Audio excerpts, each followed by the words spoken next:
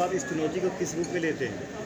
देखिए, वो चुनौती दिए कि क्या किए, लेकिन समाचार पत्र के माध्यम से जो हमको पता चला, हमको तो जानकारी हुई कि पत्रकार साथियों को भी अंदर नहीं जाने दिया गया, लेकिन समाचार पत्र में जो खबर छपी वो स्पष्ट तरीके से है कि हमको किसी हालत में सीट चाहिए।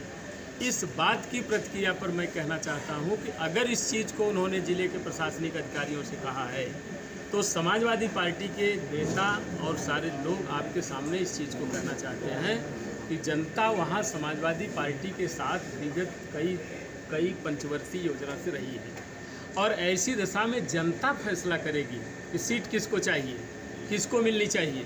इस तरह की बात कहना उनकी संवैधानिक नहीं है, संवैधानिक दायरे के विपरीत है। इसका इतराज़ आपके माध्यम से मैं कहना चाहूँगा, यदि उनका निर्देश जनपद के अधिकारियों का है, प्रशासनिक अधिकारियों पर है, तो ऐसा जिले के प्रशासनिक अधिकारी न करें।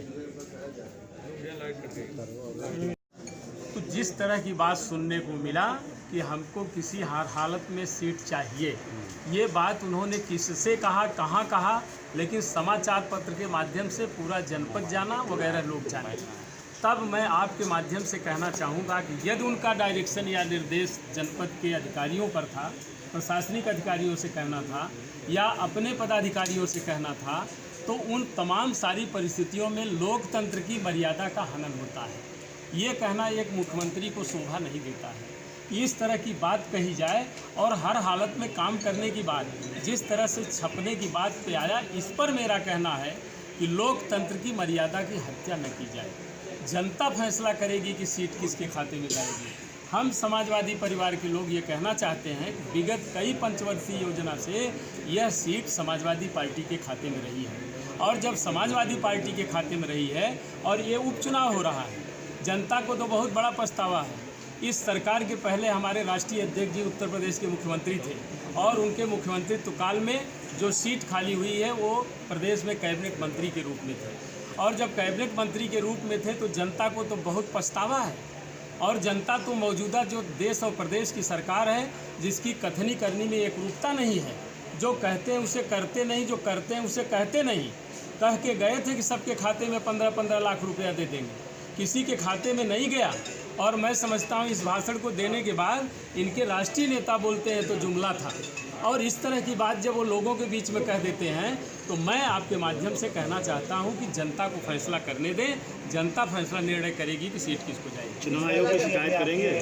चुनाव आयोग को भी शिकायत मैंने कर दिया, भेज दिया, सूचना भेज दी। क्या शिकायत? ये कह दिया कि इस तरह की बात मुख्यमंत्री के द्वारा लाई जा रही है, ऐसा न लाया जाए। अपने नेताओं को बता दिया। डर है आपको, प्रशासन से डर है, किससे डर है? नहीं, प्रदेश का मुख्यमंत्री जब इस बात को बोलेगा तो इस बात को तो हमारे नेताओं को भी बताएंगे और नेता हमारे जो है चुनाव आयोग को भी बताएंगे। डर किससे है आपको, प्रशासन से? क्या जिला निर्वाचन अधिकारी पर आपको डाउट? अभी आपके सहयोगी नेता बता रहे थे कि वहाँ से हटा दिए, तो ऐसा नहीं कि आपके प्रत्याशी को हरा दिया तो क्या कहीं ना कहीं अगर आपको नहीं? देखिए, मैं तो समझता हूँ संविधान की कसम सब खा के बैठे हैं और संविधान की कसम खाने वाले संविधान की मर्यादा का उल्लंघन नहीं करेंगे, इसलिए डर हमको किसी बात की इस तरह की नहीं है। लेकिन मुख्यमंत्री की भाषा पर प्रश्न जरूर है कि इस तरह से समाचार पत्रों में अगर खबर छपी है तो उस खबर का संज्ञान कोई न ले। हम समाजवादी परिवार भी इस बात को आपके माध्यम से कहना चाहते हैं। हाथरस में जिस तरीके से मीडिया को रोका जा रहा है, ये तो सरासर अन्याय और ज़बरदस्ती है। मैं तो यहाँ तक कहना चाहूँगा कि आप बताइए, 12 बजे हिंदू रीति रिवाज से लाश को जलाया भी नहीं जाता, 12 बजे रात को उसके डेड बॉडी पर मिट्टी का तेल डाल के जला दिया गया।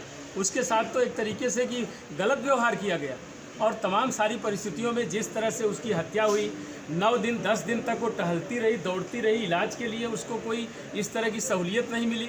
तब भी तो सरकार के दिमाग में आ गया था, जब उसका हाथ पैर टूट गया, उसकी हड्डी टूट गई और तरह तरह की बात हुई, उसका इलाज नहीं हो पाया, उसके मर जाने के बाद तरह तरह का संज्ञान लिया जा रहा है। और उसी तरह की घटना बलरामपुर में देखिए हो गई, हाथ पैर तोड़ के लोगों ने दे दिया। तब आपके माध्यम से मैं कहना चाहता हूँ कि सरकारें जो कहें उसे करें और कानून व्यवस्था को ठीक करें। अगर उनको जनता ने बहुमत दिया है, उसी लोकतंत्र का विश्वास करते हुए अगर उनको सीटें मिली हैं, बहुमत मिला है, तो जनता के हितों के प्रति अपनी संवेदनशीलता दिखाएं। आधिकारिक घोषणा कब तक? मल्हनी में प्रत्याशी के आधिकारिक घोषणा राष्ट्रीय नेतृत्व करेंगे।